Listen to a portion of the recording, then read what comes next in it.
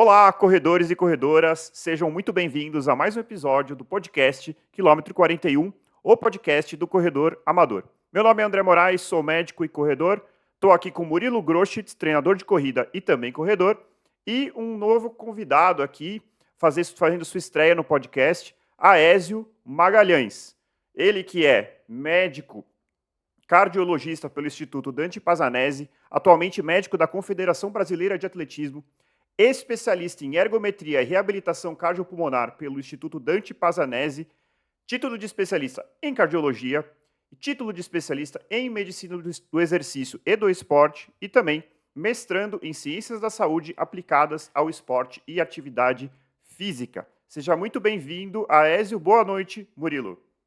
Boa noite, pessoal. Boa noite, André. Boa noite, Aézio. Aézio, obrigado aí por ter aceitado o nosso convite. Passo a palavra a você aí para que você também possa complementar a sua apresentação. Obrigado, pessoal. Obrigado, André. Obrigado, Murilo, pelo convite. Prazer poder falar com o pessoal do podcast. Então, é sempre um prazer falar de corrida, né? Eu sou um corredor amador, estou na luta, assim como todos aí, como a maioria dos ouvintes aí, estamos na luta, como você também, né, André, como Murilo. E a minha história com a corrida ela já começa há um tempo, há cerca de 20 anos, aí mais ou menos. A primeira prova foi aos 16 anos, né? Uma corrida de reis que acontece lá em Cuiabá, no Centro-Oeste, eu cresci lá. E depois vim para São Paulo, estudei, fiz a cardiologia, medicina esportiva, e há uns 8 anos eu treino de forma mais firme também a corrida, né? A maior distância foi Buenos Aires 2022, estou com os projetos aí de voltar a fazer maratona ano que vem, mas gosto bastante, acho que a corrida é muito democrática, acho que é um esporte que ajuda muito, né, as pessoas a quebrarem, né, o estilo de vida do sedentarismo, de fato, porque apesar das complexidades que a gente sabe, que a gente vai conversar aqui, é um esporte simples, né, que não demanda tanta estrutura para fazer e é muito bacana, eu gosto bastante. Que Muito legal. bom, Aézio. Aézio, a escolha por se especializar em medicina do exercício, do esporte, teve relação com a sua prática da corrida ou nada a ver? Sem dúvida. Como eu te falei, né, com 16 anos eu já estava correndo lá pelas ruas de Cuiabá. Eu fiz um ano de educação física, porque eu sempre gostei muito de esporte. Meu pai me introduziu muito no esporte. Eu comecei a correr também muito para acompanhá-lo na atividade, né? Então, eu fiz educação física por um ano, mas as coisas acabaram não evoluindo. Era uma formação mais específica para dar aula. Eu queria trabalhar mais com pesquisa à época. E aí eu acabei indo para fazer medicina novamente, depois, né? Fiz a cardiologia com uma forma assim, eu entendo a cardiologia muito ligada ao esporte, né? Todo mundo, vou fazer um check-up, né? Quem você procura, né? Quando você quer fazer um check-up? Um cardiologista, né? Então a cardiologia ela tem muito essa relação com o esporte. Depois disso, né, eu fiz a minha subespecialização em cardiologia do esporte, que é a reabilitação, né, essa atividade física voltada mais para o cardiopata, mas onde eu fiz a formação que foi no Dante Pazanese, a gente vê muito de cardiologia do esporte também, né, que é essa cardiologia voltada para o atleta amador. Depois fiz minha pós-graduação, tirei meu título em medicina esportiva, eu já tendo muito corredor no consultório, mas sem dúvida, essa minha paixão pela corrida, ela está intimamente ligada à minha escolha profissional e as coisas elas se juntam de uma maneira muito bacana para a minha rotina, né? Porque eu adoro a cardiologia, a medicina esportiva, gosto mais de correr, então consegui unir aí duas paixões aí no meu trabalho, né? No dia a dia. Bacana. Muito bom, Aézio. Bom, primeiro assim, quem ainda não nos segue no Instagram, por favor, vamos lá, vamos acompanhar. Lá a gente solta conteúdos exclusivos. Para quem ainda não está seguindo a gente também no Spotify, onde a maioria dos nossos ouvintes acompanha o podcast também, a gente agradece bastante. E no YouTube também, se inscreve no nosso canal e principalmente compartilha esse episódio com aquele seu amigo corredor. Vamos agora falar do porquê que a gente trouxe o Aézio aqui no podcast. Obviamente por ele ser corredor, obviamente por ele ser cardiologista e médico do esporte, mas a gente quer responder uma pergunta bastante específica aqui com esse episódio, que é o seguinte: quero começar a correr, tenho que me preocupar? Preciso buscar necessariamente um médico? É claro que a gente vai esmiuçar, depende de corredor a esse, mas assim, essa pergunta de forma mais ampla, eu gostei que o Aézio falou que o que ele gosta na corrida é a simplicidade. Isso é uma das coisas também, para falar a verdade, é o que eu mais gosto na corrida, né? Então, assim, a gente não quer aqui complicar a vida daquela pessoa que está pensando em começar a correr. Então, diante disso, eu quero te perguntar, Aézio, quem vai começar a correr? Quais são os cuidados do ponto de vista cardiológico que essa pessoa deve ter? Então, isso é muito legal, né, André, a gente poder esclarecer, Murilo, a gente poder esclarecer esses pontos, porque é uma dúvida que a gente recebe muito no consultório, e a gente vai falar um pouco aqui, justamente, do que a literatura preconiza, né, do que nós, como profissionais, a nossa experiência, a minha experiência, né, que sou cardiologista corredor também, traz para acrescentar e para que as pessoas possam treinar de maneira segura. Então, lógico, né, idealmente, quando você já tem uma certa idade, por exemplo, você passa dos 35 anos, quando você quer fazer uma atividade mais intensa, de fato é interessante que você passe numa avaliação médica. Essa avaliação médica ela vai ser composta, né, por uma anamnese detalhada, né? Então é importante a gente começar do começo, né? Então, assim, uma anamnese detalhada, a sua história clínica, se você tem algum sintoma, então isso é muito importante, né? Se você é uma pessoa que tem algum tipo de sintoma, se na sua família há uma história de doenças cardiovasculares, isso tem que acender uma luzinha na sua cabeça, pô, é legal, né, eu procurar um médico para poder fazer essa avaliação, né, se você passou dos 35 anos, então isso é bacana. E aí, a partir do momento que você vai ao médico, a gente vai começar com a sua história, a história da sua família, e aí a solicitação de exames. O que as diretrizes elas recomendam, né? Elas recomendam inicialmente um eletrocardiograma, que é um exame muito simples, um exame extremamente disponível, né? Então, você tendo um eletrocardiograma, a gente já consegue avaliar muitas das situações, né, que a gente vai comentar também ali, né, no decorrer do nosso bate-papo, que são as malformações cardíacas, as cardiopatias congênitas, porque nós sabemos que até os 35 anos de idade, né, a principal causa, né, de morte súbita, de desfechos cardiovasculares ruins, né, de doenças cardiovasculares nos corredores, nos atletas amadores de maneira geral, são as malformações do coração. Então, a gente tem a miocardiopatia hipertrófica, que é quando o coração fica com a parede mais grossa, dificulta o batimento do sangue, né? A gente tem um nome feio, né? Mas vou detalhar aqui, que é a displasia ritmogênica do ventrículo direito. É quando a metade direita do coração ela sofre algumas malformações, né, que favorecem o surgimento de arritmias, ou quando a gente tem o que a gente chama de coronárias anômalas, né, que é quando os vasos sanguíneos do coração têm uma conformação diferente do normal, dificultando a passagem de sangue. Então, até os 35 anos, as principais causas de problemas são malformações. Isso num eletrocardiograma simples a gente consegue identificar, né? E a partir dos 35 anos, as principais condições, né, que levam a situações aí de maior gravidade, ela é o que a gente chama de doença coronária, que é o entupimento, né, das coronárias, dos vasos sanguíneos do coração, pelas famosas placas de colesterol, pelas placas de gordura.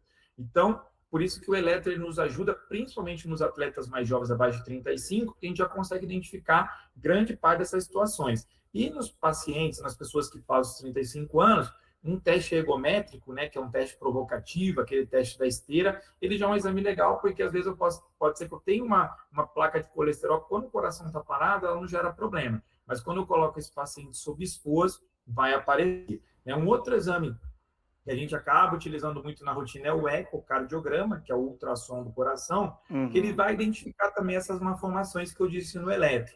Então, assim, mas você vê que são exames simples, né? Seja um eletro ou um teste ergométrico, o teste ergométrico e o ecocardiograma, eles não são exames obrigatórios do ponto de vista de literatura médica, recomendação formal. Certo. Mas são exames que, se você tiver acesso, é de bom tom fazer. Mas vai perguntar, pô, mas então todo mundo tem que fazer? Não, não é necessário que todo mundo faça, mas quando você está com o objetivo, isso é uma outra coisa que a gente vai trazer na discussão, quero deixar vocês à vontade aqui para me interromperem quando vocês acharem necessário, que é quando a pessoa está buscando performance e quando a pessoa está buscando qualidade de vida.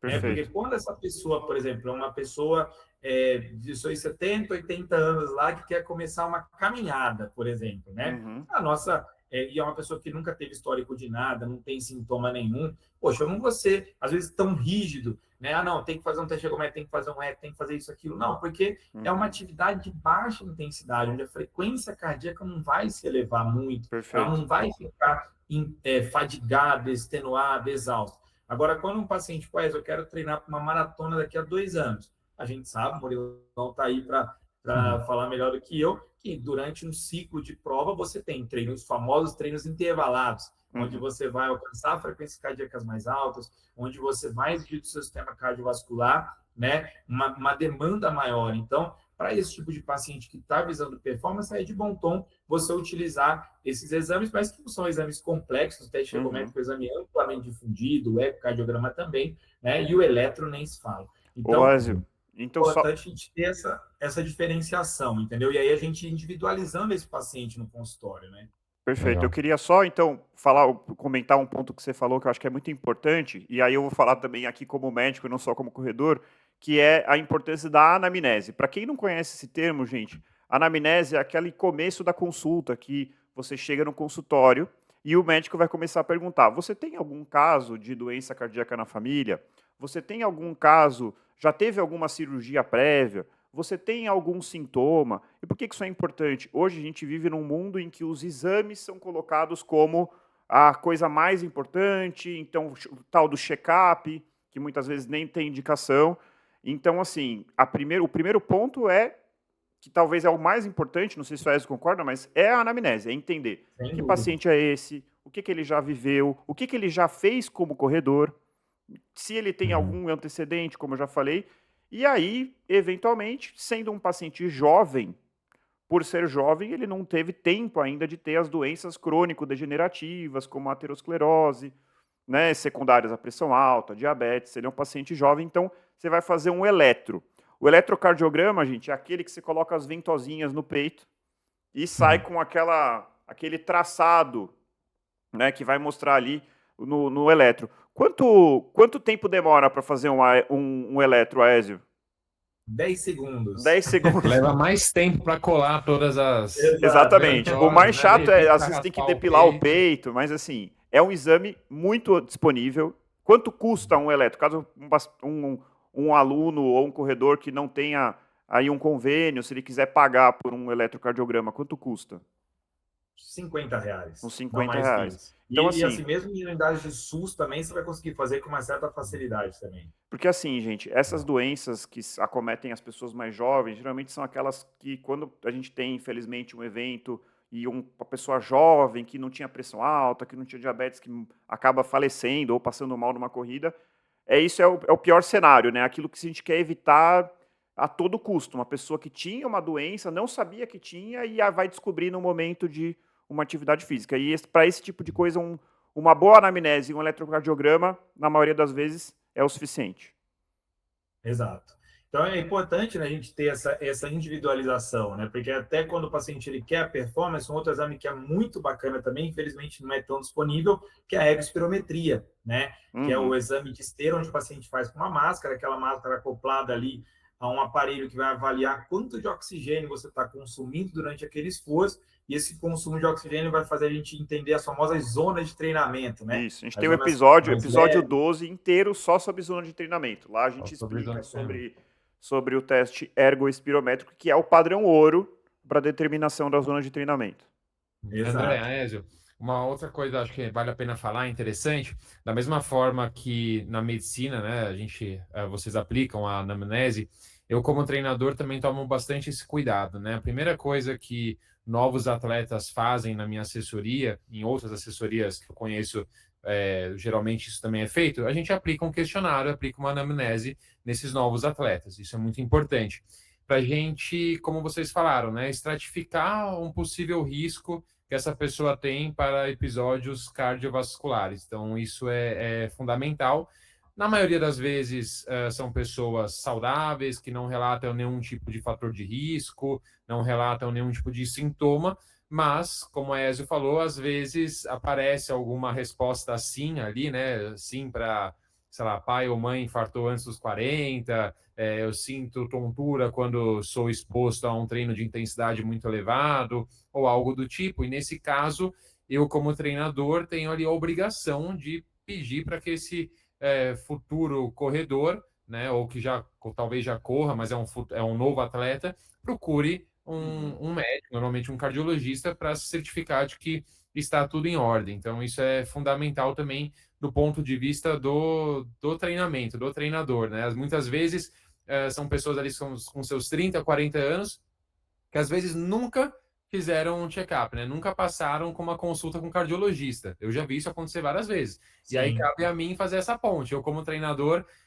fazer essa estratificação, entender se essa pessoa tem algum tipo de risco, né? Às vezes só pela idade, às vezes porque apresenta algum tipo de sintoma ou fator de risco, e encaminhar ele para um médico. Sem dúvida. E eu acho que a gente, importantíssimo, né? E o que o Murilo traz é justamente isso, né? Essa individualização. Ele já trazer o primeiro alerta aqui para quem está começando a correr, ou para quem já está correndo e ainda não fez a avaliação, sobretudo se você tem algum tipo de, e o que o André trouxe, né? Se você tem histórico, né? Seja de algum sintoma, tontura, dor no peito durante seus treinos, e se você tem um histórico familiar de doença cardiovascular, é importante, né, você fazer essa avaliação, que vai começar com a consulta, com o eletro e demais exames ali que o médico julgar necessário. Mas, como eu já até disse, exames com um teste ergométrico e um eco, a gente finaliza, assim, a gente faz uma avaliação muito bem feita, seja para quem está iniciando ou para quem está fazendo as avaliações recorrentes. Também são exames extremamente disponíveis e baratos, né? Lógico, eu não consigo, eu estou numa cidade que não tem nada, posso começar a correr? Pode, né? E aí a gente vai utilizar algumas formas de guiar esse treinamento, né? Se você não tem esses fatores, não tem histórico de doença cardiovascular na família, não tenho nenhum sintoma durante meus treinamentos, ótimo, né? E a gente vai falar dessa questão de fatores, né, que eu consigo modificar e fatores que eu não consigo modificar. Então, assim, a minha genética, né, a genética da minha família, isso eu não consigo modificar. Então, é importante eu avaliar se você tiver um histórico familiar de doença no coração e tudo mais. Agora, a minha glicemia, o meu peso, isso são fatores que eu consigo mudar. E aí, até o treinamento vai te ajudar também. Ah, poxa, mas eu estou um pouquinho, estou no sobrepeso, eu fiz um exame de sangue, importante trazer esse alerta também. Além dos exames cardiológicos, é interessante fazer uma avaliação de sangue mesmo, e com parâmetros simples, né? Glicose, colesterol, triglicérides, um hemograma, a gente já vai conseguir identificar ali esses fatores de risco cardiovasculares que a gente está comentando. E aí, a partir do momento que esse paciente faz essa avaliação, se ele não tiver essa disponibilidade, mas ele quer treinar, ele pode treinar. É uma coisa que a gente utiliza muito, né? Naquele, vamos dizer, num cenário assim, o paciente está lá no meio, sei lá, no meio do interior do Brasil, não tem acesso a nada, né? Não tem acesso a um smartwatch para ele verificar a frequência cardíaca e nada. Ele pode utilizar a percepção de esforço dele, né? Tem uma forma muito legal de a gente avaliar a percepção de esforço, que é o talk test, né? Que é o teste da já fala. falou aqui várias Então, vezes. assim, se você está correndo e você está conseguindo conversar, atender uma ligação, isso é leve. Né? Se você tá, o Murilo não vai gostar, que só se for regenerativo, ou aqueles treinos, o fartlek, ele vai deixar, mas senão, se for treino intervalado, não pode. Então, se ele está falando ali, mas são poucas palavras que ele consegue pronunciar, tipo, ó, você está bem? Tô bem, e não sai mais nada do que isso, já é uma intensidade moderada, digamos assim, ou palavras curtas, 2, 3 palavras. E se o paciente não consegue falar nada, no máximo um sim ou não, tá bem? Tô. Tá bem? Não. Só que se ele só consegue falar isso, aí é aquela intensidade maior, né? Aquele treino mais intenso. E aí isso também serve para o paciente ele ter essa noção. Se é uma pessoa de meia idade, que às vezes pode ter um outro fator de risco oculto, mas que ela não está conseguindo naquele momento fazer um exame, o que a gente recomenda? Evitar esses treinos mais intensos, onde ela não consiga nem responder uma pergunta que for feita, né? Então, fique nas intensidades leve e moderada, onde você consiga pelo menos conversar, porque isso mostra para mim que você não está entrando em zonas do metabolismo mais intensas, onde você vai estar exigindo mais do seu sistema cardiovascular e, consequentemente, podendo se predispor a algum risco maior. Então, a gente tem muitas ferramentas. Eu, como médico da reabilitação, e isso é legal até na minha história, na minha formação, que eu comecei atendendo cardiopata, né? Grave. Sim, eu A quero. minha primeira metade da minha atuação foi atendendo pacientes infartados, pós-operatório de troca de válvula, de safena, ponto de safena. Então, mesmo esses pacientes, eles se exercitavam e em locais sem academia, caminhando. A gente treinava, às vezes, um momento conosco e depois iam treinar na rua. Em alguns momentos também eles não tinham esse acesso, eram pacientes que moravam muito longe, e a gente também orientava e eles iam treinar. Agora, pensa uma pessoa que não tem histórico nenhum e Ô, Ezio, eu quero abordar um pouquinho mais sobre os pacientes que têm patologias, né, que têm doenças. Eu acho que é uma coisa que vale a pena a gente falar um pouquinho mais para frente, mas eu queria voltar de novo para a anamnese. O que eu queria saber de você? o que numa consulta, numa primeira avaliação, o que te chama atenção, né? Para assim, claro, não querendo substituir uma avaliação, uma consulta, mas para aquele corredor que está ouvindo conseguir entender do que a gente está falando. Então, o que você vai buscar de antecedentes, de histórias, que é relevante, que vai mudar a sua cabeça, a maneira de enxergar esse paciente? Ótima pergunta, ótimo questionamento, André, porque e aí a gente usa até o nosso roteiro de anamnese da faculdade, né, André? Assim, primeiro, a idade, né? Depois, o histórico desse paciente, se ele faz uso de algo, se ele trata para pressão alta, se ele toma remédio para pressão alta, se ele toma remédio para diabetes, se ele tem um histórico de colesterol alto, né? Se ele tem um histórico de sobrepeso, né? E o histórico dele, né? Do que ele está fazendo, e se ele, logicamente, tem algum sintoma durante os exercícios. Perfeito. Os principais sintomas que chamam a atenção, né? Dor no peito, tontura, palpitação, que é aquele sentimento de coração acelerado, batedeira, coração batendo, aqui a batedeira, a famosa batedeira, né?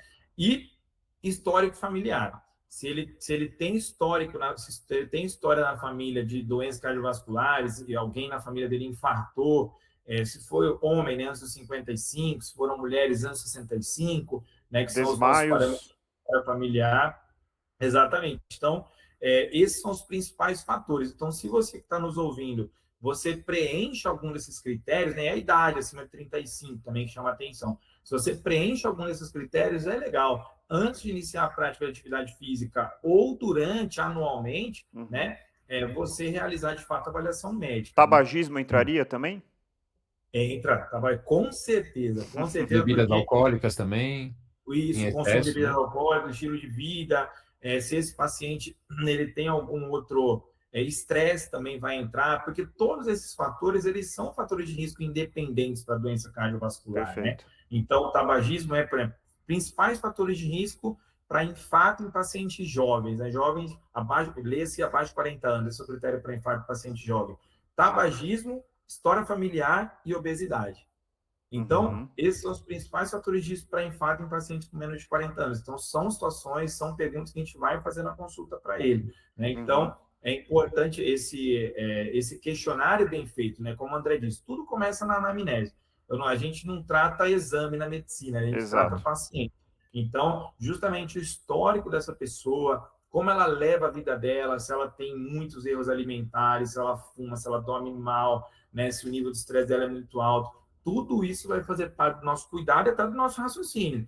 Para quais exames eu vou pedir? Esse paciente que eu consigo liberar, eu tenho segurança para liberar com esse e esse exame. Não, esse paciente aqui não. Eu só vou ter segurança para liberá-lo para atividade física com esse e aquele exame. Então, tudo vai compor o raciocínio clínico, né? Aézio, eu tenho uma pergunta, fiquei com uma pequena dúvida aqui. Do ponto de vista cardiológico, uma pessoa com menos de 35 anos, que não tem nenhum fator de risco e não tem nenhum sintoma, essa pessoa precisaria consultar um médico, um cardiologista, antes de iniciar ali uma prática regular de atividade de exercícios físicos, ou não? Se, por exemplo, ela já procurar um treinador, fizer uma anamnese básica, realmente não tem nenhum sintoma, nenhum fator de risco, essa pessoa não precisaria procurar um cardiologista para iniciar a sua rotina de exercícios? Então, excelente questionamento, e aí entra isso que eu vou falar, né? Entra essa discussão entre o que a literatura recomenda e o que a prática nos diz.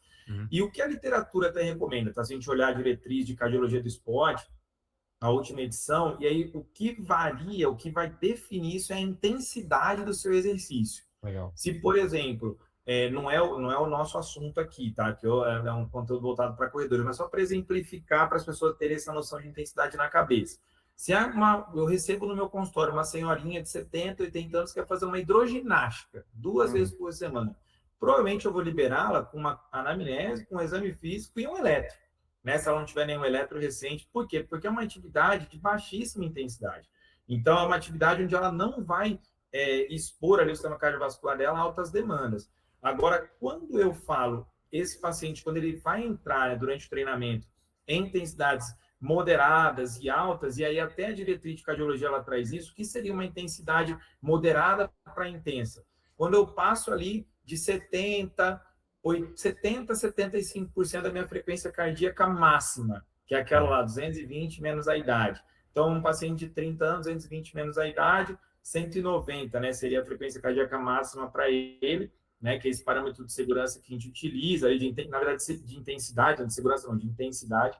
Então, 70% disso, pela diretriz, já é atividade intensa, pela diretriz de cardiologia, pelos estudos, né? Que avaliaram o metabolismo, já é uma intensidade moderada para alta, então já teria benefício. Então, Murilo, essa é a questão. Quando eu quero entrar num ciclo de prova, aí é legal você fazer essa avaliação, mesmo que você seja jovem e sem histórico. Por quê? Porque você vai expor esse paciente, esse atleta, a Z5, a Z4, as zonas ali de 90% de frequência cardíaca máxima, de 100, de 105, se você tiver algum treino ali em Z6, né, que seria o supra-VO2 máximo, enfim. Legal. Então, quando você busca quando você está buscando o treinador para fazer um ciclo de prova, leia-se que vai ter treino de alta intensidade. Então, quando eu penso nisso, aí não tem como, é de bom tom eu fazer a avaliação. E aí vem a discussão. Nem as diretrizes, né, a americana, ela manda você, ela orienta você a fazer só o eletro. Mas, lógico, são orientações populacionais. É lógico que, pô, se eu for fazer um teste ergométrico, um eco, que são exames simples, né? Mas, pô, todo mundo quer iniciar a prática esportiva, pensando em orientação populacional, é difícil, logicamente. Se você tem acesso, né, se é factível para você fazer um teste ergométrico, um eco, e você quer começar um ciclo de prova, você quer começar a treinar, aí eu acho legal. Eu acho interessante de bom tom, porque tem algumas situações, a gente vai conversar, de situações cardíacas, de cardiopatias congênitas, que pioram com o esforço. E aí são uma das poucas contraindicações que a gente tem à prática de atividade. As contraindicações são poucas, mas elas existem e aí elas vão ser identificadas nesses exames também. Perfeito. Obrigado, Ezio. Dentro disso tudo que você está falando, e aí, de novo, né, aqui existe na minha cabeça, quando a gente começa a falar de o paciente que tem pressão alta, o paciente que é tabagista, o paciente que tem sobrepeso, o paciente que tem dislipidemia, ou seja, tem colesterol alto. O meu temor é que estas pessoas que estiverem ouvindo falam assim, putz, então eu não vou fazer exercício. Porém, aí eu vou falar, eu quero saber se você, como cardiologista, concorda. Essas pessoas que possuem, por algum fator, um risco cardiovascular um pouco acima da média, talvez sejam aquelas que mais se beneficiem de sair do sedentarismo, eventualmente parar de fumar, eventualmente o paciente que tem um colesterol alto começar a fazer atividade física regular. Então, assim, da mesma maneira como levanta uma luz amarela no sentido de que precisa da avaliação, talvez essas pessoas sejam as que mais precisem largar o sedentarismo, porque ela já tem um fator de risco cardiovascular ali na jogada.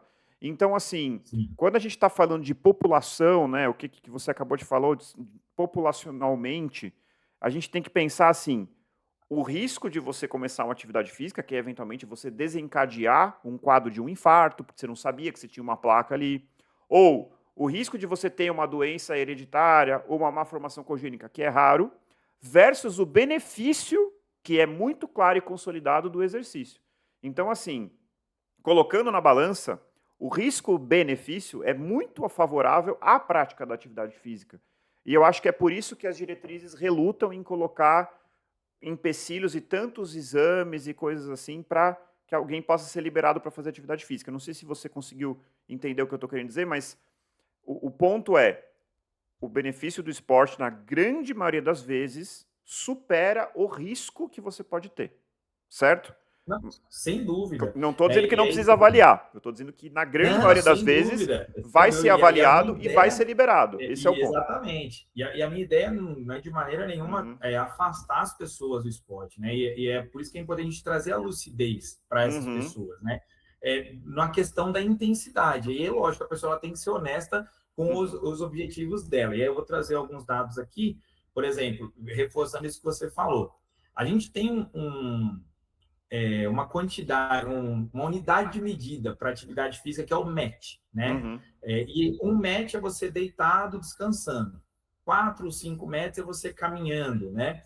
E aí, a cada MET, já tem estudos que mostram isso, a cada MET que você evolui de capacidade física, você diminui em 14% o risco de doenças cardiovasculares, né? Então, isso é muito. Poucos medicamentos na cardiologia têm esse poder que o exercício tem. E é importante porque entre o sedentarismo e correr uma maratona, existe uma distância absurda. E é Com por isso que certeza. a nossa audiência ela é importante ela entender isso. Pô, eu quero começar uma caminhada. Ótimo, começa amanhã. Aí eu quero treinar para uma maratona daqui a um ano. Peraí, então vamos sentar aqui, vamos avaliar, né? Porque, de fato, são objetivos diferentes. Quero começar um trote, um corre e anda no meu bairro, na praça do meu bairro. Não tenho sintoma nenhum, não tenho histórico de doenças cardiovasculares, nada. Comece, entendeu? E aí, essa medida, né? E por isso que eu gosto demais de percepção de esforço. Demais, demais. Eu utilizo muito nas minhas prescrições de teste cardiopulmonar, nas minhas consultas, eu explico para o paciente, porque uma forma de você se proteger é você utilizá-la, né? Pô, tô começando a ficar muito exausto aqui, não estou conseguindo nem falar. Reduz um pouco a intensidade e mantenha a sua atividade, até porque nós sabemos, né? O Murilo aqui melhor do que nós todos, que é o nosso treinador, que justamente o treino que garante esse aumento da resistência, né? É basicamente o treino em zonas pouco intensas, Z1, Z2, Z3, que são os treinos de baixa intensidade, com baixa frequência cardíaca para aquele paciente.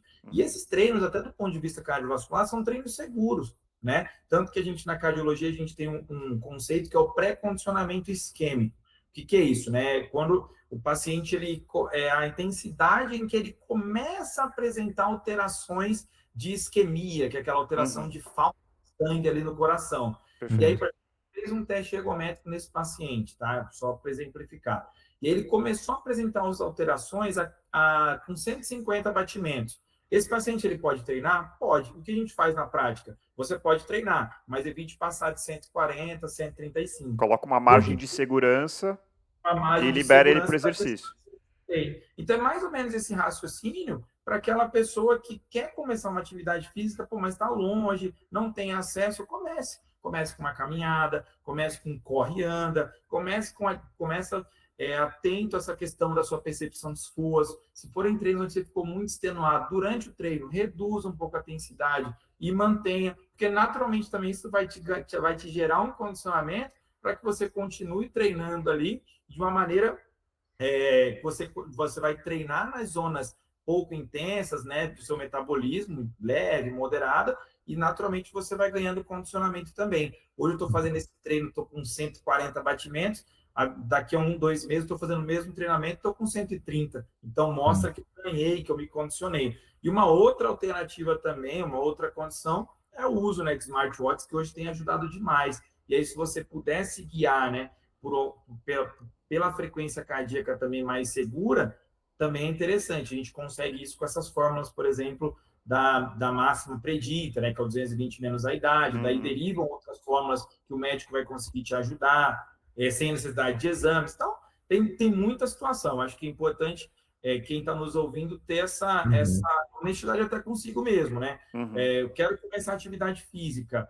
Deve começar. Começa amanhã. Compra o tênis e vai. Mas, pô, eu quero correr uma maratona, eu quero correr Berlim, eu quero correr uma Major, eu quero isso. Pô, aí é legal você fazer uma avaliação mais pormenorizada, porque você vai exigir mais do seu sistema cardiovascular. Acho que é importante isso, né? E a gente consegue atender todo mundo, né? Com certeza, permanecer, né, Aécio e André, permanecer ali no conforto, né, no estado padrão ali, você já com colesterol alto, hipertensão, etc. É Não muito é a mais saída. perigoso. Não é a saída. É muito mais perigoso você saída. continuar nisso, seja um dia, 2 dias, uma semana, um ano, do que você iniciar uma prática regular de exercícios leves, que, como a Aécio falou, em raríssimos casos vão trazer alguma consequência séria do ponto de vista cardiovascular, né? E o Aécio comentou a questão da percepção de esforço, e daí eu vou dar um ponto de vista aqui do treinamento. A percepção de esforço ela é muito interessante, né? O talk test que o Aécio mencionou é a primeira forma como eu prescrevo intensidade de treinamento para os meus alunos é através de percepção de esforço e talk test. Primeiro, porque muitas vezes os novos alunos não possuem ainda um smartwatch, não tem um relógio específico de corrida, um Garmin, um Polar, etc. Ou muitas vezes ainda não sabem utilizar essas métricas de forma a utilizar, né, no seu dia a dia de treinamento. Então, percepção de esforço é a primeira forma que eu prescrevo intensidade do treinamento. E mesmo depois, quando o atleta vai ficando mais experiente, quando de repente ele adquire ali um Garmin, um Polar, e eu já consigo quantificar ali a intensidade do treinamento através de frequência cardíaca, através de ritmo mesmo de treino, eu sempre uso a percepção de esforço como métrica secundária. Porque o que acontece? Muitas vezes, se eu prescrevo uma intensidade de treinamento leve para um atleta, vamos supor um pace ali de 6,30 a 6,45, às vezes isso foi mensurado numa situação X, mas num verão, num dia de 38 graus, ao meio-dia, quando o atleta vai treinar, muitas vezes os 6,30, 6,45 não vai mais ser uma intensidade leve para ele. Então, aquela lição de casa lá, aquele aprendizado antigo que ele teve com a percepção de esforço e com o talk test, tem que entrar em vigor nesse momento. Ele tem que fazer essa autoanálise, ser honesto consigo mesmo, como a Ezio também comentou, e pensar, poxa, meu treinador passou 6,30, 6,45 e falou que a percepção de esforço tinha que ser leve. Mas eu estou correndo aqui a 6,40 e eu estou ofegante. Reduz o pace, se você precisa desacelerar. Né? Isso é interessante, mas muitas vezes os corredores ficam tão bitolados em outras métricas, como o pace. Não, eu preciso cumprir a velocidade, preciso seguir o pace aqui, que muitas vezes eles esquecem da percepção de esforço, que é extremamente importante. Não só nesses casos, mas também tendo em vista a margem de erro que os relógios têm na aferição de frequência cardíaca, né? Isso acontece, de pace também. Muitas vezes, quando a gente está correndo, o movimento do braço faz com que haja uma margem de erro relativamente alta. Perde o sinal do GPS. Perde o sinal do GPS, né? A gente sabe que as cintas de frequência cardíaca aferem frequência cardíaca de uma forma mais fidedigna do que a aferição no próprio punho, né? Através daquela luzinha de infravermelho. Então, assim, muitas vezes a pessoa não tem a cinta. Então, percepção de esforço é de suma importância. A gente já comentou bastante em outros episódios sobre que aprender a utilizar percepção de esforço é uma coisa que vale a pena. É uma bela lição de casa para o corredor. E aí a gente está, na verdade, trazendo aqui uma outra razão do porquê vale a pena aprender a dominar assim, o que é a percepção de esforço. E outra coisa, Ezio, você falou sobre, eventualmente, né, para aquela pessoa que está pensando assim, pô, se não for para correr um 10K, uma maratona no talo, eu não quero nem treinar. Eu não vou nem começar, porque se for para começar, eu quero fazer no talo, na frequência cardíaca máxima. A gente tem um episódio que, inclusive, eu acho extremamente curioso, que é o nosso episódio menos escutado até hoje, que se chama A Importância de Correr Devagar, tudo sobre a regra dos 80-20, que a gente destrincha aqui 80% do treinamento para ganho de performance deve ser em Z1, Z2. E aí eu acho muito emblemático que de todos os nossos episódios seja o menos escutado, porque provavelmente as pessoas não querem saber de correr devagar. Então, elas não querem ouvir, só que o grosso do benefício de performance, e eu arrisco dizer que o grosso do benefício de saúde vem ali do Z1, Z2. Eu não sei se você concorda, mas está saindo vários estudos mostrando a importância do exercício aeróbico de baixa intensidade, inclusive para longevidade, saúde e melhora de indicadores, colesterol, glicemia, enfim. Não, concordo plenamente. E é justamente isso que a gente está comentando, e é até um treino seguro, né? Se você parar para pensar, mesmo paciente que não está com a condição de fazer uma avaliação médica, é o treino até mais seguro para ele. Treine, né, nessas intensidades. Pô, mas eu não tenho smartwatch, eu não tenho nada, eu não sei o que é pace. Use o talk test. Use a percepção de esforço.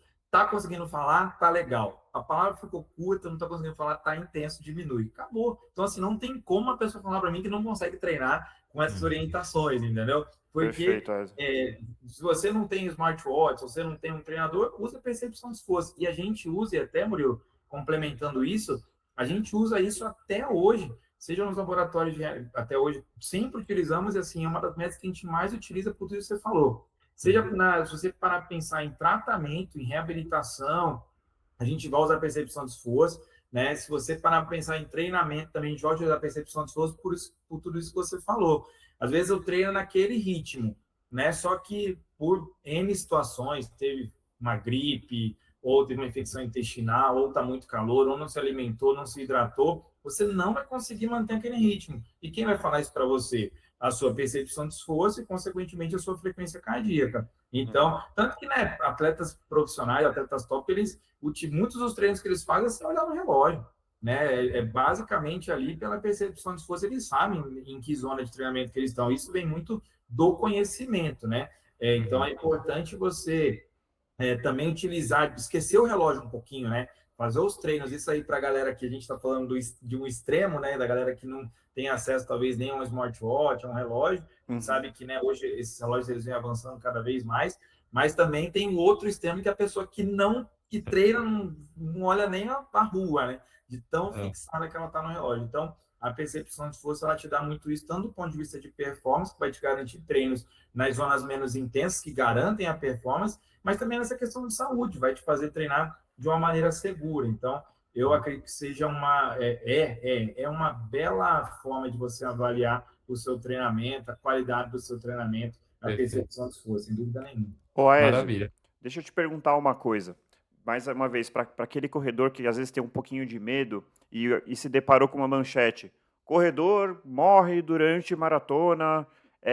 Quando acontece essas tragédias, né, essas coisas que você vai dizer se são comuns ou se são raras, se você puder, eu não sei se você tem um dado do quão comum é isso, mas o que leva a uma pessoa supostamente saudável a ter um evento cardiovascular grave durante uma prova? Quais seriam os principais, os grandes culpados aí de algo como isso? Quão comum é e como a gente pode prevenir? A probabilidade ela é muito pequena, né? Então é de 0,0002, 3 zeros antes do 2 aí, 2 zeros antes do 2, então é uma probabilidade muito baixa de isso acontecer, esses eventos em morte súbita em atletas amadores, tá? Então é uma probabilidade muito pequena e é o que eu falo para os pacientes aqui no consultório. É que quando, infelizmente, há um evento desse, né, numa prova, poxa, você tem imprensa, você tem foto e tal. Mas a probabilidade disso acontecer é muito menor do que você ser sedentário. Você sendo sedentário, a probabilidade de uma morte súbita de evento cardiovascular é muito maior. Só você ir nos hospitais e ir lá perguntar para quem está no setor da cardiologia infartor, quem faz atividade física e quem não faz. Você vai conseguir identificar ali que a quantidade de evento em pacientes sedentários é muito maior. Então, esse é um medo que não se justifica, né? Eu falo isso muito nas entrevistas que eu dou, né, para os pacientes aqui no consultório. Poxa, se até o pessoal que está treinando, está tendo evento, isso não se justifica de maneira nenhuma. A probabilidade de uma pessoa ativa é muito menor do que no sedentário, como a gente está reforçando aqui. E os eventos, né, eles vão acontecer, como a gente comentou mais cedo, a gente divide isso, tá? A morte súbita em atletas, a gente divide antes dos 35 e depois dos 35. Né? E aí vai casar com tudo que a gente trouxe aqui. Antes dos 35 anos são as famosas cardiopatias congênitas, como eu falei, a principal delas é a miocardiopatia hipertrófica, que é uma doença genética, né? Um espessamento do músculo cardíaco, e ele fica tão grosso que ele não deixa que o sangue flua, né, de uma maneira adequada, e aí vai provocar arritmias, eventos graves. Né? Outros são, como eu falei, a displasia ritmogênica do ventrículo direito, coronárias anômalas, todas doenças raras, né? Todas as doenças raras. A mais comum é a cardiomiopatia hipertrófica. Isso, mas que mesmo assim é rara, né? É isso que o Eriksen tem? Que ele parou durante a Eurocopa? Rapaz, ou o não? jogador de futebol é difícil, viu?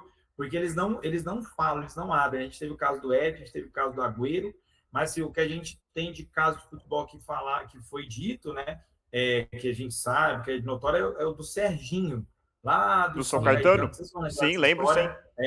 Ele era miocardiopatia hipertrófica, porque infelizmente a gente tem um problema também nisso, que hoje está até um movimento das entidades, né, médicas para que você faça a necrópsia desses pacientes, né? Então, infelizmente a gente não tem necrópsia de vários casos, a gente fica em alguns casos a gente fica sem saber a causa, mas é a causa mais comum.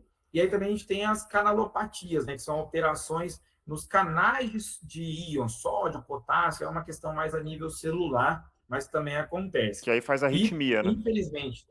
Oi? Aí é causa de arritmia, né? Causa de arritmias, exatamente. E, infelizmente, geralmente quando você tem essas cardiopatias congênitas, a gente vai acabar tirando o atleta do esporte competitivo, que é onde ele trabalha nessas intensidades maiores. Por quê? Porque, por exemplo, o miocárdio não compactado, que é uma delas, a displasia ritmogênica do ventrículo direito, que é outra, e a miocardiopatia hipertrófica, principalmente nas formas mais graves, elas pioram com a atividade física. Tá? Tudo isso a gente consegue ver no eletro. Só no consegue elétrico. ver no elétrico. Não precisa nem de Boa parte eco, da a população rigor. consegue ver no elétrico, entendeu? Perfeito. Mas, e é isso que eu estou falando, mas são entidades extremamente raras, né? Não há por que você ficar preocupado, vou ter isso, vou ter aquilo. E aí, depois dos 35 anos, aí vem a doença coronária, que é o entupimento, né, das coronárias pelas placas de colesterol, causando um infarto. E aí também esses eventos.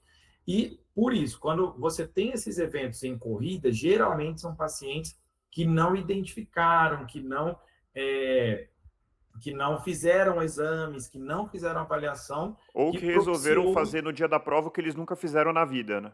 Também pode Exato. acontecer. Não querendo Então, culpar, lógico que não, mas assim, eventualmente algum desavisado que nem teve recentemente um menino novo que seguia um influencer e assim, ele fez um Fazer a vídeo, não sei se maratona, vocês né? viram, ele fez um vídeo, sim, falou assim, descobri agora que eu vou correr uma meia maratona. Aí deu 15 minutos e falou assim, acabei de saber que na verdade eu vou correr uma maratona sem treinar. E aí ele morreu. Tipo assim, Eu não exato. sei se foi o mesmo caso ou se foi outro, mas acho que tenha sido esse caso. Ele, não sei se ele seguiu um influencer, na verdade foi uma exatamente. campanha, acho que da empresa dele, não Não, não, foi? não, ele seguia um Não, não foi influencer. influencer mesmo. Ele seguia um Ele influencer, fez aquela mesmo. coisa do alta performance, Tá. enfim, um cenário bem ruim. Exato. E aí, por isso que é importante, né, André, a gente trazer essa informação, porque nós, de maneira nenhuma, eu sou cardiologista, sou médico de esporte, sou corredor, de maneira nenhuma eu quero afastar as pessoas da atividade física. Pelo contrário, a minha briga é que as pessoas façam cada vez mais atividade física. Mas é importante ter esse equilíbrio, né? Uhum. Entre a atividade física e você começar uma caminhada, você começar uma bicicleta, você começar uma musculação, né? Mas, poxa, trabalhando a intensidade, numa intensidade baixa, né, respeitando os limites do seu corpo. E aí você partir para uma prova, né, onde seja 10 quilômetros, seja 21, seja 42, ou Uma mesmo coisa 5. E até estruturada, trazer né? um detalhe para vocês. As provas mais curtas, muitas vezes elas trazem até mais problema. Por quê? Porque são provas onde você faz em Intensidade. mais alta intensidade. São Sim. provas mais curtas e as pessoas menos preparadas. Porque geralmente elas vão 21 e 42 é difícil quem não está preparado encarar. Agora, os 5 e o 10, todo mundo acha que dá conta de fazer. E aí você vai naquela atmosfera, junto com, às vezes, uma pessoa que treina mais do que você, que treina mais do que você e que te chamou, e vamos que dá, agora acelera, último quilômetro. E aí você, de fato, tem, infelizmente, eventos como esse. Não, né, como você falou, não estamos querendo culpar ninguém, mas é importante a pessoa também ter essa honestidade. Pô, estou treinando, consigo fazer um 5 km em 30 minutos, em 27 minutos, em 32, é isso. Eu sei o que é pace, ou eu não sei nem o que é pace. Caiu uma inscrição aqui no meu trabalho, eu estou indo correr. Poxa, caminhe 5 quilômetros, corre um pouquinho, né? Uhum. Corre um, caminha um. Pô, nunca fiz um exame, estou aqui nos 5 quilômetros, vou correr para 30 aqui, que o meu amigo falou para correr para 30 que dá. Então, assim, é importante ter esse equilíbrio. E nós aqui, como profissionais de saúde, é importante. Também, lógico, né? Sempre estimulando a prática de atividade física, né? Respeitando, se possível, tendo um profissional ao lado como o Murilo, mas também sabendo o que você quer fazer, qual objetivo você quer alcançar, e você colocar isso na balança e fazer o que é preciso, né, para isso. Poxa, eu quero começar uma caminhada, quero começar um corre e anda tranquilo, numa intensidade baixa. Rapaz, compra seu tênis, vai, marca o Vai, cardiologista e depois Pois, você faz. eu Agora, falei quero esses começar um dias, tipo de maratona, é diferente. eu falei esses dias no nosso Instagram que, paradoxalmente, a corrida não combina com pressa. Então, assim, Exato. se você quer entrar na corrida para desfrutar do que ela tem de melhor, você não precisa ter pressa. Isso é uma coisa que vira e mexe eu escuto. Mas para manter ou conseguindo falar ou manter minha frequência cardíaca dentro das de Z2, Z3, eu vou ter que andar. Tá bom, então você vai andar. Não tem problema nenhum. E Exato. gradualmente você vai subindo. Ô Aézio, eu queria abordar aqui, a gente falou aqui daquele corredor eventualmente mais preocupado, mais receoso, que eventualmente tem medo de ter morte súbita, mas eu quero abordar aqui o outro extremo, aquela pessoa que fala assim, para que eu vou passar no cardiologista se eu não sinto nada? Eu não tenho dor no peito, eu nunca desmaiei, eu não sinto nada. Então eu não preciso passar no cardiologista. Existe o risco de uma pessoa ter como a primeira manifestação de uma doença cardiológica justamente uma parada, um infarto. É possível que alguém completamente assintomático tenha um evento mais dramático numa corrida?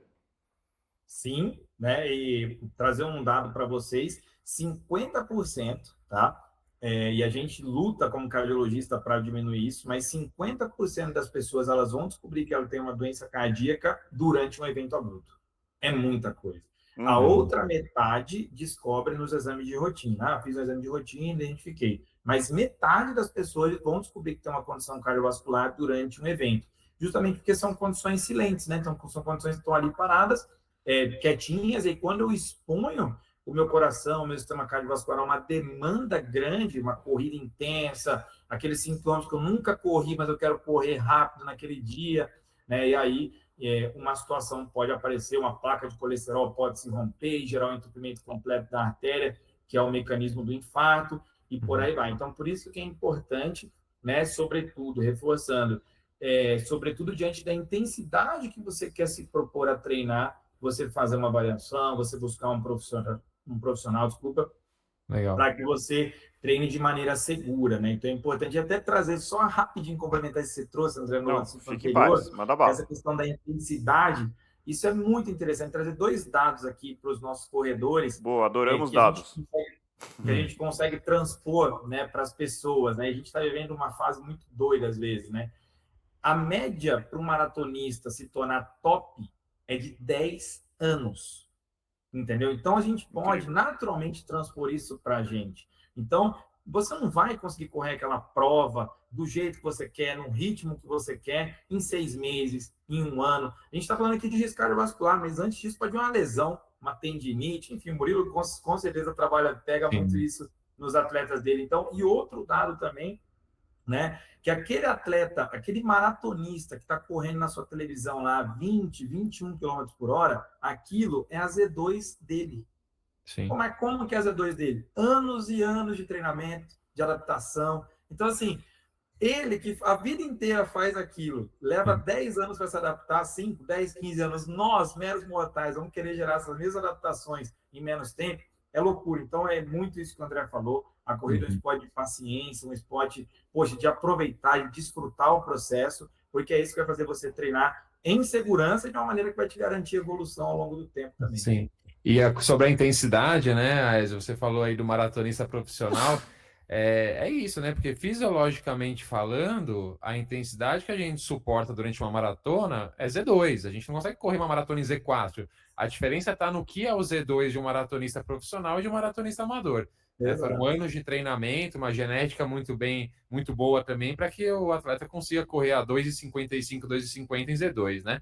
Exato. E é engraçado em relação às provas, na minha experiência, eu vejo muito mais pessoas passando mal, não necessariamente, claro, um infarto, mas passando mal de modo geral, em provas mais curtas, né? 5, 10 quilômetros, e provas mais famosas, tradicionais, digamos assim, por exemplo, uma São Silvestre, do que numa maratona. Na maratona, normalmente as pessoas que estão ali dispostas a correr uma maratona são pessoas que realmente passaram por um treinamento. É muito difícil alguém vou correr uma maratona, e aí se inscreve, não treina e corre. Então é realmente raro isso. E aí eu tenho uma pergunta, Aézio, eu pego muito no pé dos meus atletas em relação à hidratação. E eu queria saber se a desidratação poderia levar a um quadro de complicação cardiovascular durante uma prova, principalmente em provas mais extremas como a maratona, uma ultramaratona ou provas em condições climáticas muito desfavoráveis. Se isso poderia desencadear algum quadro do tipo. Sem dúvida. A desidratação ela pode, né, levar a distúrbios que a gente chama de hidroeletrolíticos, né, que é o distúrbio na concentração de sódio, potássio, cálcio, dentro ali da célula do músculo cardíaco, e isso naturalmente desencadeia arritmias. Uma outra coisa que pode acontecer é a simples desidratação, né, que de simples não tem nada, mas só para entender, quando eu diminuo o meu volume sanguíneo, o meu coração ele tende a bater, que a gente chama, bate no C. Ele bate ali, mas ele não tem volume de sangue para mobilizar. E essa batida dele com pouco volume também desencadeia arritmias. Então, a desidratação é algo que, de fato, tem que ser muito combatido, né? Seja nos treinos, seja nas provas. E é importante também essa cultura. Se você não faz no treino, você não vai fazer na prova. Então, se você não atenta à hidratação durante os seus treinos, naturalmente também você não vai se atentar durante a prova. E as pessoas, elas têm, de fato, alguns mitos, né? Não, eu consigo fazer. Tudo bem, conseguir fazer, você vai conseguir fazer muita coisa, mas em que condições Às você custas vai de conseguir quê, né? executar aquilo? Às custas de quê? Né? Então, é importante essa atenção à hidratação, à suplementação com carboidrato, enfim, né? Para que você consiga fornecer energia que seu corpo precisa, que seu coração precisa, para poder executar aquele esforço, né? Isso é uma coisa que você vai Perfeito. trabalhar em treino, né? Maravilha, obrigado. E lembrando aqui, né, não é o tópico desse podcast, mas que a hidratação, como a Ezio muito bem falou, deve ser treinada também, e Uhum. ela é muito individual, né? Então, Sim. pessoas que têm uma sudorese mais intensa, menos intensa, Ou com a, maior a teor de sódio, reidratação, menor teor de sódio. perfeito. A reidratação ela não é só com água, ela é com reposição eletrolítica também, dependendo da prova. Então, assim, uma série de fatores que a gente deve analisar e caberia um podcast Com só sobre certeza. esse tema, né? Mas é Bom isso, tema. como o Ezio Guarda no falou. bolso aí. Hidratação. Aham, Isso Para é fechado. futuro legal. Isso aí episódio. tem muita coisa É legal. bom. E é isso, né? Então, pessoas mesmo saudáveis, por conta da desidratação, poderiam apresentar algum quadro de complicação cardiovascular durante a prova. Então, acho que é um ponto muito, muito importante para que todo corredor, corredora se atente, né? E Ô, só Aécio, fazer um parágrafo aqui vai lá. rapidinho, nisso que o Vai lá. Murilo trouxe.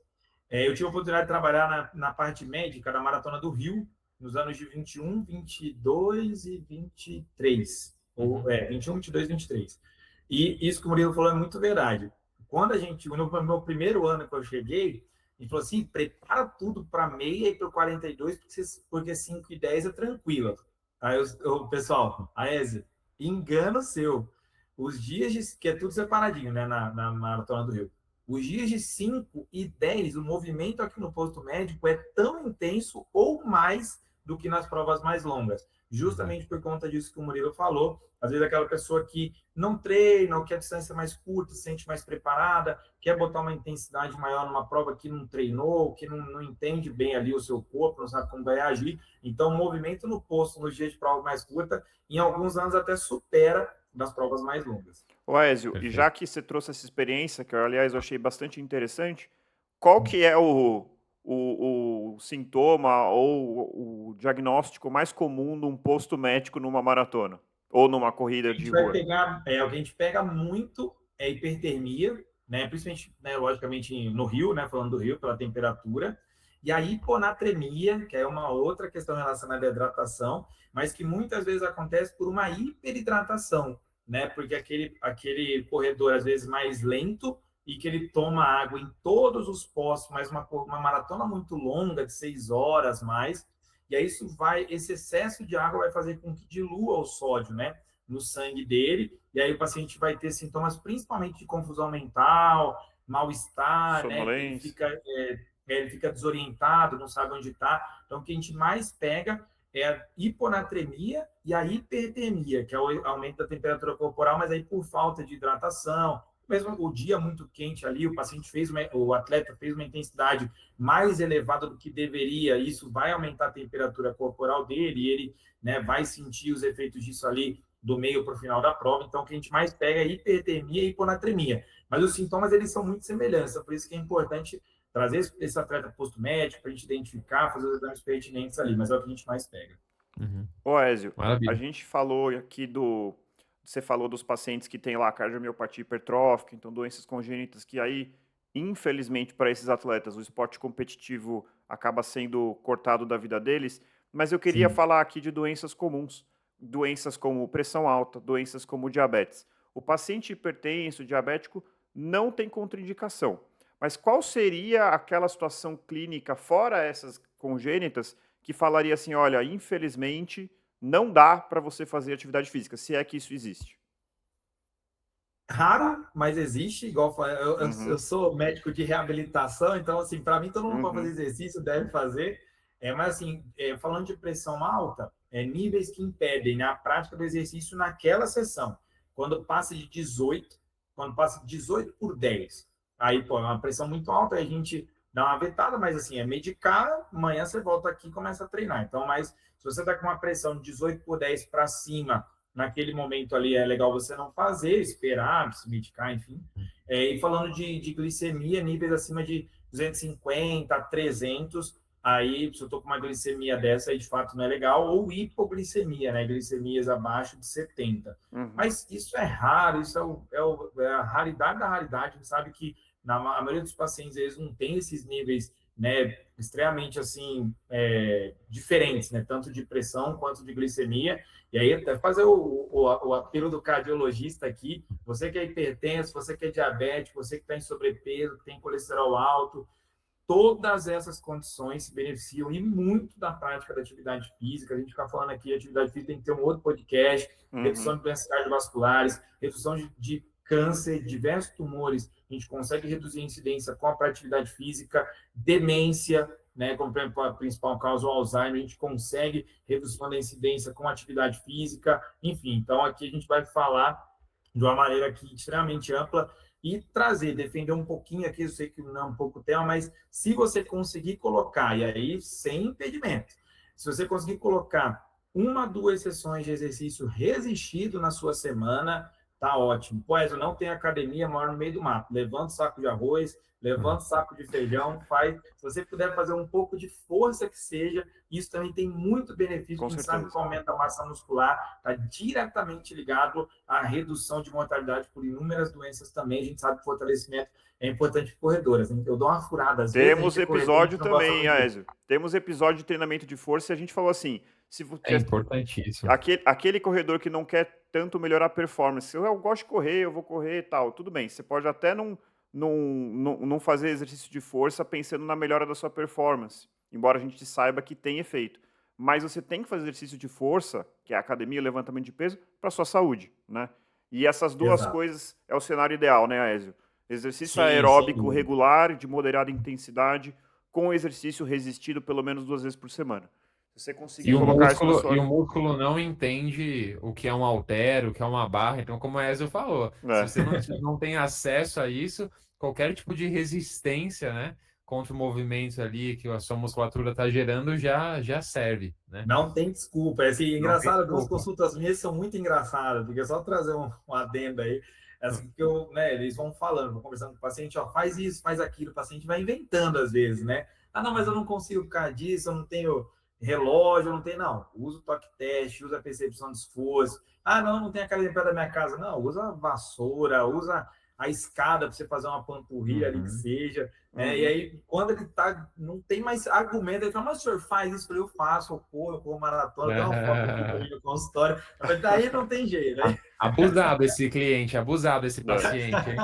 E tem. Porque as pessoas, às vezes, naquela ânsia de encontrar uma desculpa, e assim, não tem desculpa, né? Não coloque empecilhos para a sua prática de atividade física, né? Faça dentro da sua possibilidade. Hoje, poxa, a internet está aí, conteúdos como o de vocês são, né, sensacionais. Então, a informação está disponível. Então, não coloque empecilhos para a atividade física, né? Busque informação, né? E lógico, se você tem algum histórico, busque acompanhamento médico, mas, de fato, o esporte é democrático, né? A corrida é extremamente democrática. Muito. E a gente tem que aproveitar isso, né? Para difundir cada vez mais. E assim, eu sempre falo assim, embora aqui seja um podcast de corrida e a gente gosta de corrida e é o esporte que eu pratico, eu sempre, às vezes os pacientes perguntam para mim, mas doutor, qual que é o melhor exercício? E eu sempre respondo, é aquele que você gosta de fazer, ou aquele que você consegue incluir na sua rotina. Então, senão não tem adesão. Senão não tem adesão. Se a pessoa não gosta de correr, e eu entendo que tem pessoa que não gosta de correr, não adianta. Vai procurar outra coisa. Você gosta de uma coisa mais dinâmica, que tenha competitivo, que seja com time. Vai buscar o que é do seu agrado. E aí você vai conseguir colocar na sua rotina. Também não adianta forçar a barra. Né? E serve... Pode falar, desculpa. Eu só ia falar que serve a mesma máxima ali para exercícios de força, né? Então a gente tem diferentes categorias. Você pode gostar de ir para uma academia tradicional, puxar ferro ali no espaço de musculação, você pode fazer um pilates, você pode fazer um funcional. Existem diferentes formas de você trabalhar a parte da força, né? Eu gosto de categorizar em 2 grandes grupos de exercícios, né? Claro que há também a questão da flexibilidade, né? Do equilíbrio, da propriocepção. Mas ali a gente tem os exercícios cardiorrespiratórios e exercícios de força. Então, assim, é muito importante que você encontre uma modalidade de cada um desses grandes segmentos para que você pratique no seu dia a dia, que você tenha uma adesão grande. Um ponto mais importante, como o André muito bem colocou, é você gostar dessa modalidade, porque senão não adianta. Você fazer alguma coisa que você não gosta, você vai fazer ali por algumas semanas, alguns meses, no máximo, se você for uma pessoa muito, muito resiliente, e depois esquece, você já vai parar com certeza de praticar. Exato. E trazendo, tem informação de artigo mesmo. A gente tem as recomendações formais, né? 150 minutos de atividade moderada por semana, ou 75 de atividade intensa. Mas eu não consigo fazer 150 minutos na semana. Faça 30, faça 40, faça 50, faça sessões de 10 minutos, de 15. Tem um artigo que saiu mostrando que desses 75, falam 75 minutos semanais, né, de atividade mais intensa. Mas já tem artigos mostrando que se você fizer 10, você já tem benefícios do que quem está relacionado ao sedentarismo, né, do que quem está no sedentarismo. Então, o exercício físico vale aquela máxima. Um é melhor do que zero, não tenha dúvida. Então, pensando nisso que o Murilo trouxe, que você trouxe, que a melhor atividade é aquela que você consegue fazer, a gente sabe que muitas pessoas, o impacto delas está no tempo. Pô, eu não tenho tempo para fazer. Utilize o tempo que você tiver. Se tem 10 minutos, faça 10 minutos. 20, faça 20. 30, 30. Não tem problema. Qualquer coisa é melhor do que você ficar 100% do seu tempo sedentário, e vários estudos já mostram isso. Benefício de sessões mesmo curtas, de 10, 15 minutos, trazendo benefício de redução de mortalidade cardiovascular frente a quem não faz nada. Então, isso é muito importante. É importante que as pessoas entendam isso. E aí é uma questão de prescrição, né? Quem não quer ter menos doença do coração no futuro? Né? Quem não quer infartar menos? Enfim. Então, não tem muita negociação. É algo que tem que fazer parte da rotina das pessoas, a atividade física, né? E a fragmentação também, Aézio, Sim. assim, você pode fragmentar o tempo que você vai treinar por dia em algumas vezes, né? Então, por exemplo, claro que do ponto de vista do treinamento, da performance, a gente está falando outra linguagem, né? Mas, assim, pensando do ponto de vista da saúde, da qualidade de vida, da redução da mortalidade, etc., se você ali, de repente, vai para o seu trabalho, vamos supor, de metrô, se você descer uma estação antes e andar ali 15 minutos até o seu trabalho e na volta fizer a mesma coisa, se você somou 15 com 15, você fez 30 minutos de exercício leve naquele dia. Se você fizer isso todos os dias, você passa de longe o que a recomendação ali de... Né, você ganha de lavada. Ganha de lavada. Né? É um então, assim, sucesso absoluto. Tem gente que não gosta desse termo, mas assim, o exercício é um baita de um remédio, né? Com certeza. Então, é muito assim, melhor do que remédio, eu diria. É muito melhor que remédio. É o melhor, é muito melhor. Mas é que, de fato, as pessoas elas se impactam nisso, né? Não tenho tempo. E aí quando você vai trazendo essas informações, imagino que gera uma angústia mesmo, né? Você sabe que o negócio é muito bom, mas você não consegue, sei lá por que motivo, fazer. Mas é algo que a gente tem que abordar, a gente tem que conversar. Acho que iniciativas como o podcast é muito legal, porque a gente traz informação que a pessoa consegue, né, digerir, entender e saber que, de fato, não é uma questão de papo de bar aqui, não, é evidência científica, é artigo, é literatura. Sim, é uma coisa que já é muito clara, né? Não é opinião, é fato. Exatamente. Muito bom. Gente, eu tenho uma pergunta. Vai lá, Murilo. Rapidinho. É uma pergunta que eu escrevi aqui, anotei aqui embaixo, lá do comecinho do nosso episódio. O Aézio comentou ali que se você ali agendou o seu cardiologista, né, se você, de repente, não tem acesso a um cardiologista, mas você quer iniciar a prática regular de exercícios, faça isso em intensidades mais leves, né, porque são intensidades que te trazem uma segurança muito grande. Eu queria saber, Aézio, eu acho que até sei a resposta, mas acho que é importante para os nossos ouvintes.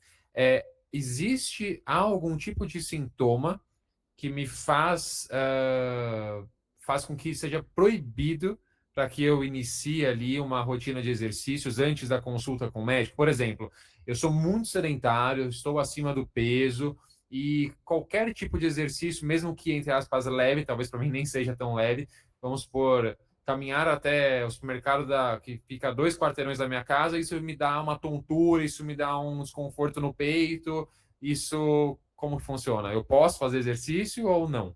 Acho que aí com sintoma a gente é mais rigoroso mesmo, porque com sintoma o ideal é você não praticar até uma avaliação. Por quê? Porque o sintoma ele pode mostrar ali uma instabilidade do sistema cardiovascular mediante o esforço.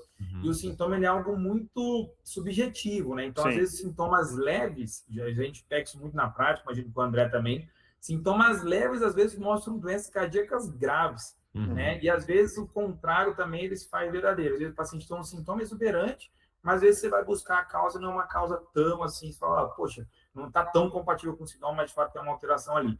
Então, por conta disso, o sintoma durante a prática de atividade física, aí ele já traz o paciente para uma necessidade de avaliação, porque, como eu disse, isso pode ser algo muito grande ou algo muito perigoso que está acontecendo, né? E aí é legal essa avaliação para que ele possa resolver a questão dele ali e treinar em segurança. Então, de fato, se você tem sintoma durante toda a prática de atividade física, não é legal. Isso é importante trazer também.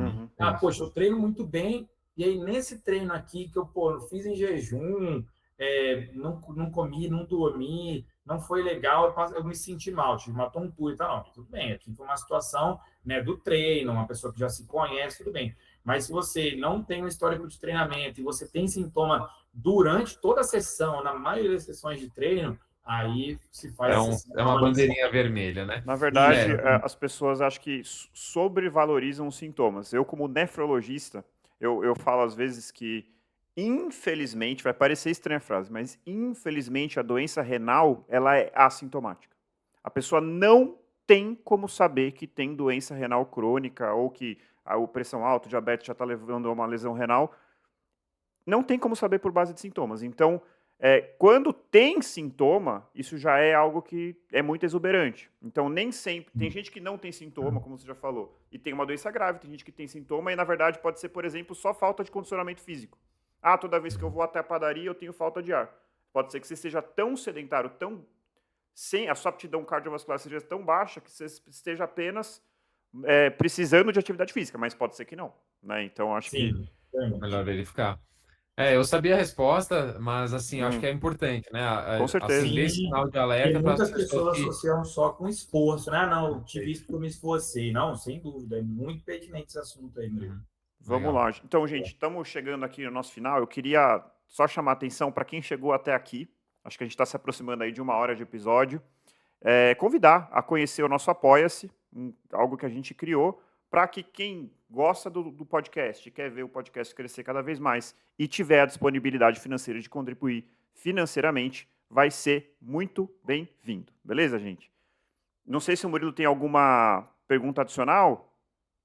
Não, acho que não. Então... Acho que foi um episódio, acho não, tenho certeza que foi um episódio muito bacana, né? Acho que a gente sabe, como a gente mencionou aqui, o exercício físico e a corrida, que é a nossa modalidade aí, é extremamente benéfico, né, para qualquer indivíduo, mas eu acho que do ponto de vista cardiovascular, alguns cuidados devem ser tomados, então eu acredito que a gente tenha conseguido esclarecer vários pontos, tirar várias dúvidas, fazer com que nosso ouvinte entenda se para ele é necessário ou não procurar um médico antes de se engajar ali numa prática regular de exercícios. Tem a questão ali de qual tipo de exercício, né? Se eu vou praticar exercícios em baixa intensidade, se eu vou me propor a fazer uma prova, me engajar numa rotina de treinos mais puxada. Então, tudo isso foi bem esclarecedor. Então, obrigado, Ezio, mais uma vez aí pela presença e pelos esclarecimentos. Valeu. Valeu, obrigado, agradecer a oportunidade. Passou rápido. Olha, já deu, acho que deu 1 hora, um pouco mais aí, mas foi muito bom. Acho que esses esclarecimentos eles são extremamente importantes, me colocaram também à disposição.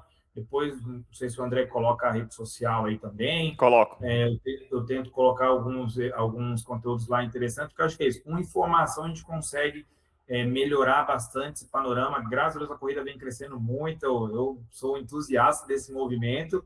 E é isso, assim, se você tenha essa noção, acho que o recado que fica é isso, tem essa honestidade com você de qual é o seu objetivo, o que você quer fazer, e aí você adequar o seu objetivo à sua necessidade, né? Se você, de fato, quer iniciar uma caminhada leve, ou um programa ali de treinamentos mais despojar, digamos assim, né? Sem tantos objetivos grandes. Poxa, comece, coloque seu tênis, comece, né? E aí depois você busca uma avaliação, sentir necessidade de você aumentar a intensidade. Se você quer entrar no ciclo de prova, como o Murilo falou, aí muda um pouco. Aí é legal você ter uma avaliação mais completa para que você possa treinar em segurança. Acho que esse é o grande recado. E é isso, vamos todo mundo colocar o tênis aí e correr amanhã. Boa. Boa. Muito obrigado, Aézio. Eu agradeço bastante. A gente vai fazer um outro episódio sobre os benefícios para a saúde da corrida. Eu acho que isso dá um podcast, um episódio inteiro. Mas eu acho que aqui foi muito legal aí para quem está ali titubeando para começar a correr. Mas eu acho que a gente trouxe bastante informação. Então, muito obrigado, Murilo. Muito obrigado, Aézio. Depois você me passa seus dados para eu colocar na descrição do episódio. E corredores e corredoras, encontrem o seu motivo para continuar correndo e nós nos encontramos no próximo quilômetro 41. Valeu, gente. Boa noite. Valeu, pessoal.